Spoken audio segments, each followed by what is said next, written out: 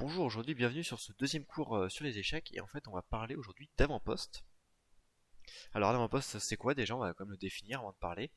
Vous allez en voir plein d'exemples dans la vidéo. Eh bien c'est, on va dire, en général c'est un cavalier, la plupart du temps. C'est une pièce au centre qui est légèrement avancée dans le camp ennemi et qui est protégée, soutenue par un pion. Voilà. Alors je vais vous montrer justement des exemples d'avant-poste. Voilà. Là vous avez un exemple d'avant-poste. Donc vous avez effectivement le pion D4 qui soutient une pièce au centre, donc ici un cavalier en E5. Et en fait la grande force en plus de cet avant-poste là, c'est que vous pouvez voir, c'est que le cavalier en E5 ne peut pas être délogé. Voilà. C'est surtout la grande force de l'avant-poste en général, c'est mettre une pièce, on va dire, sur une très bonne case. Vous voyez qu'elle est légèrement proche du camp noir sans être trop à l'intérieur, parce qu'effectivement après ça devient vite dangereux, hein. Et puis au moins c'est plus facile de la faire revenir dans notre camp s'il y a un problème. Mais voilà, elle est légèrement côté adversaire. Et ce que je voulais dire, c'est qu'un avant-poste est surtout pratique quand la pièce ne peut pas être rabattue chez nous, quand on ne peut pas être chassée vers notre camp. Quand les noirs, par exemple, les noirs ou les blancs n'ont pas les capacités, la plupart du temps avec un pion, de le chasser. Et là, vous voyez bien qu'effectivement, les noirs n'ont pas le moyen, parce que leurs pions D5 et F5 sont trop avancés, ils ne peuvent pas revenir en arrière pour chasser le cavalier, hein. Il n'y a pas moyen. Donc le seul moyen, ça serait d'amener une pièce, sauf qu'en fait, alors déjà c'est au blanc de jouer, donc déjà on va jouer un coup avec les blancs. Imaginons case C3 par exemple, on s'en fiche, hein.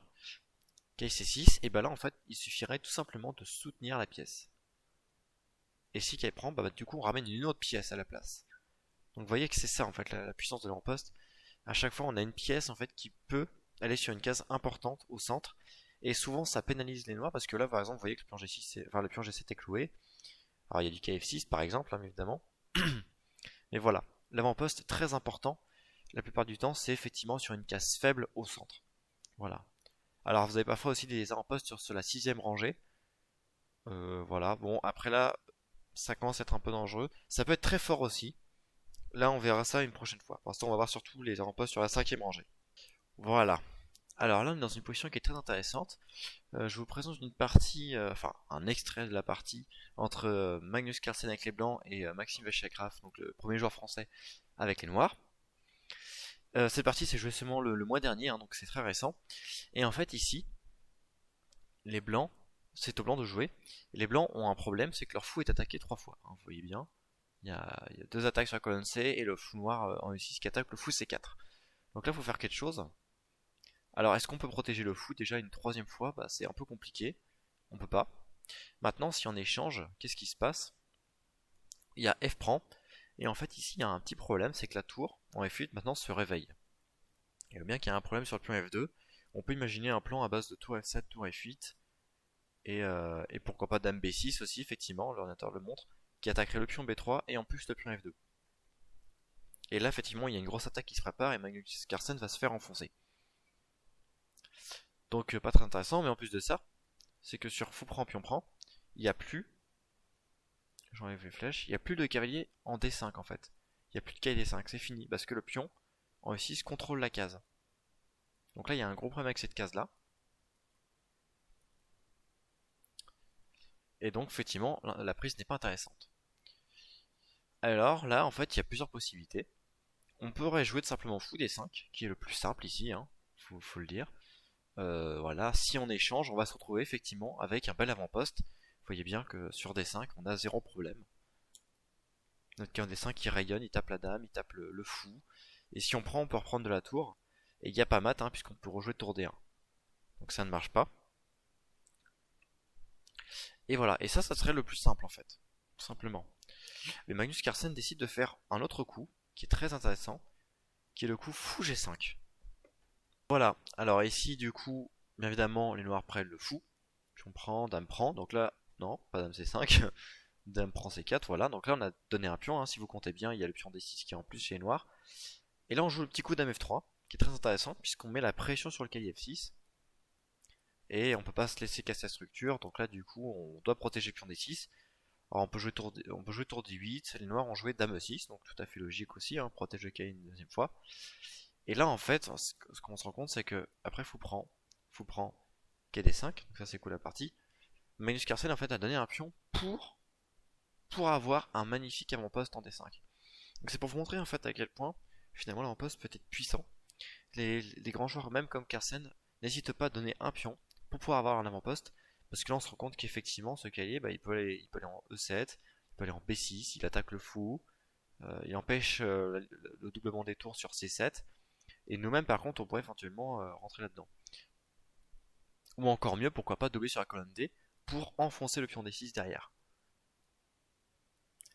Donc voilà, donc c'est pour vous montrer en fait voilà à quel point l'avant-poste peut parfois être crucial dans une partie. Et là c'est vrai qu'on peut se poser la question, mais que vont faire les noirs quoi. Donc voilà. Voilà, alors je vous ai parlé quand même tout à l'heure de l'avant-poste où en fait la pièce qui était protégée, donc en l'occurrence cette position là sera KD5, pouvait ne pas être chassée. Enfin, elle ne pouvait pas être chassée, simplement. Mais il peut arriver aussi parfois qu'elle puisse être chassée. Alors je vais vous montrer effectivement d'un côté ce qu'on appelle un avant-poste absolu et d'un avant-poste relatif. Alors un poste absolu c'est vraiment quand l'histoire c'est que le K ne peut pas être chassé par un pion. On va parler de pion parce qu'effectivement les pièces ça marche moins bien. Imaginons ici par exemple que le fou prenne le cavalier. Ah il se blongeait forcément, je vais roi F2. Imaginons que ce soit la pièce qui vous décide de prendre la pièce d'avant-poste. Et bien là on peut reprendre du pion. Imaginons par exemple le pion E. À vrai dire là peu importe, hein. Je pense que dans les deux cas c'est gagné. Et bien en fait on a maintenant un pion passé. Dans ce cas-là. Il peut arriver que non, hein. Mais voilà, ça peut être très dangereux effectivement de prendre avec une pièce si par exemple on génère un pion passé. Sur les colonnes ouvertes, effectivement, échanger une pièce c'est extrêmement dangereux parce que ça permet d'avoir un pion passé et soutenu par une tour, hein, on peut imaginer tour D1, et bien le pion va aller à dame.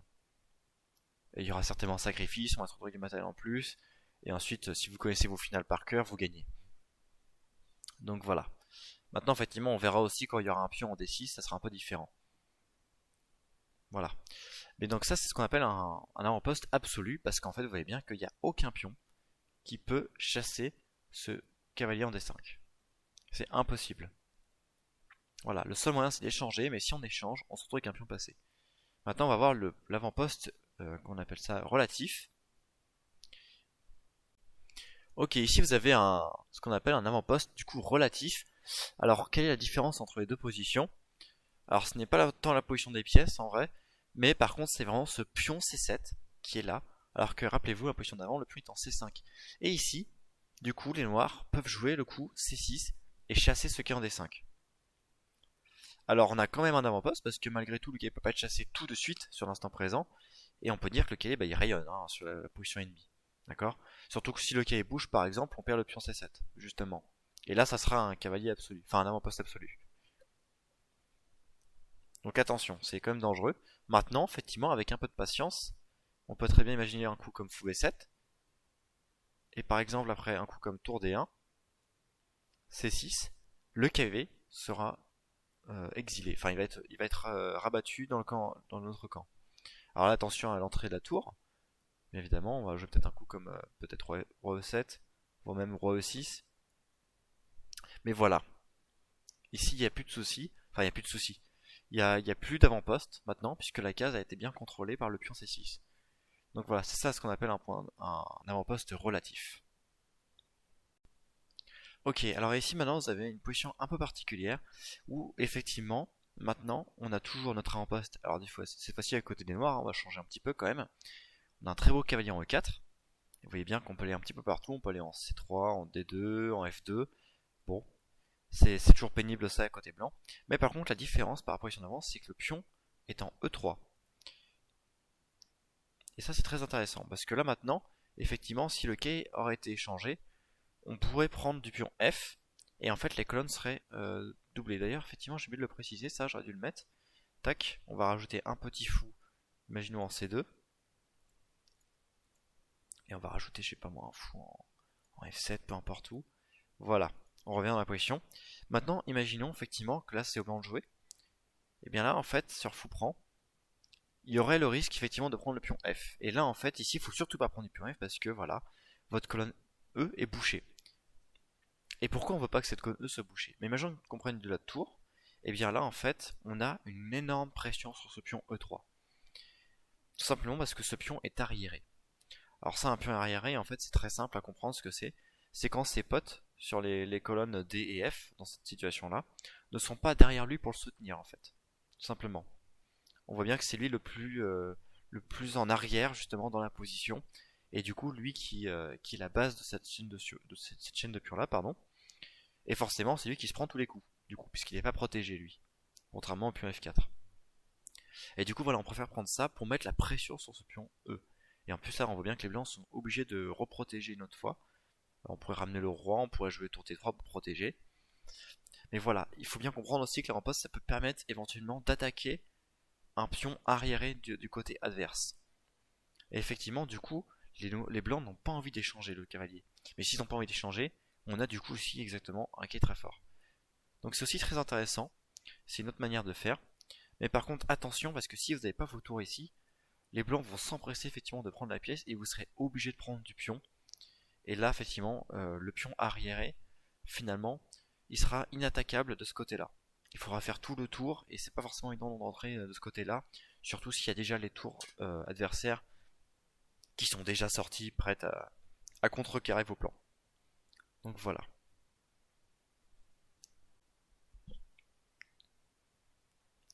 Ok, dernier cas de figure, on va voir ensemble effectivement maintenant quand l'avant-poste n'est pas soutenu par un pion. Donc ici en l'occurrence c'est toujours notre cavalier en 4, hein, qui rayonne bien sur la position blanche. Mais effectivement ce ne sont que des pièces, donc en l'occurrence 2 tours et un fou, qui protègent le cavalier 4. Et bien ce qu'il faut bien comprendre c'est qu'en fait, quand le pion n'est pas là, les pièces justement, donc le fou et les tours ici, sont obligés de soutenir le cavalier pour le protéger.